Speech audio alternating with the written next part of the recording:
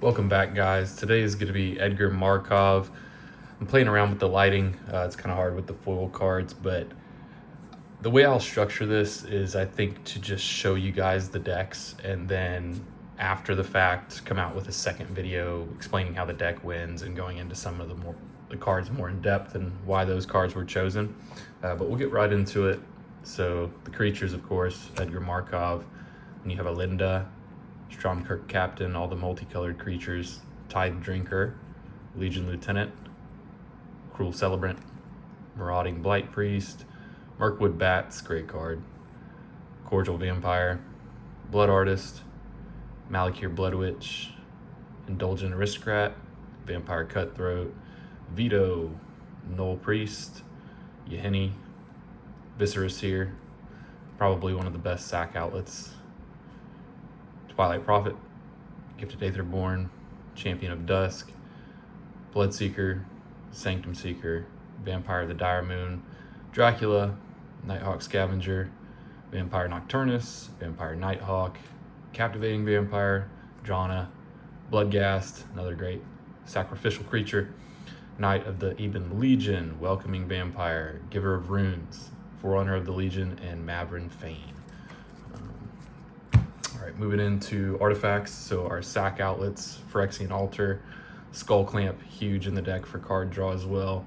Coat of Arms, Urza's Incubator makes our vampires cheaper to cast. Soul Ring for ramp, Lightning Greaves for protection, Arcane Signet, Vanquisher's Banner, and Herald's Horn.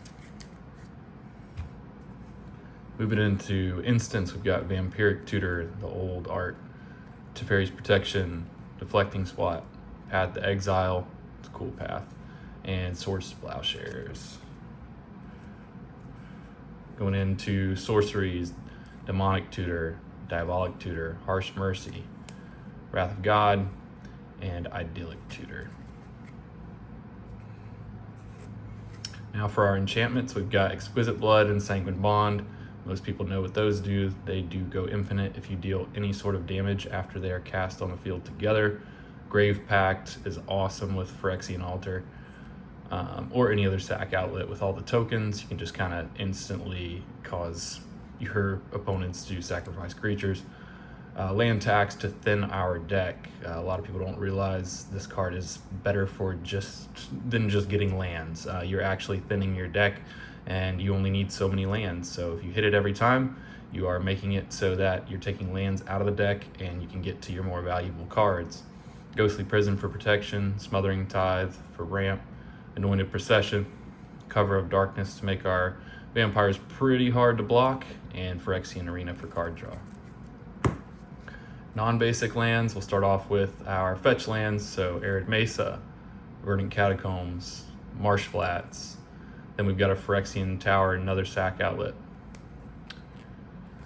We've got our shock lands, Godless Shrine, Blood Crypt, Sacred Foundry, Nomad Outpost, Savai Triome, Prismatic Vista, Blackcleave Cliffs, Sundown Pass, Dragon Skull Summit, Fetid Heath, Unclaimed Territory, Command Tower, and Brightclimb Pathway. The pathways are super cool because you can kind of choose what you want or need at the time. And then for our basic lands, just Zendikar Rising basics, some from Crimson Vow, just some M21, I think, basic lands, and all the planes action. So thanks for watching, guys. Again, I'll come out with a second video for June G2, just kind of going over the win cons and everything for that. And then, of course, when you play an Edgar deck, you have to have a cool red leather Ultra Pro box. So that's what I use to carry this thing around. I think it fits the theme of the deck. And then, of course, I play it on a Blood Crypt playmat. And I'm not sponsored by Ultra Pro. I'm just telling you guys how I do it. But thanks for watching, and more to come. Take care.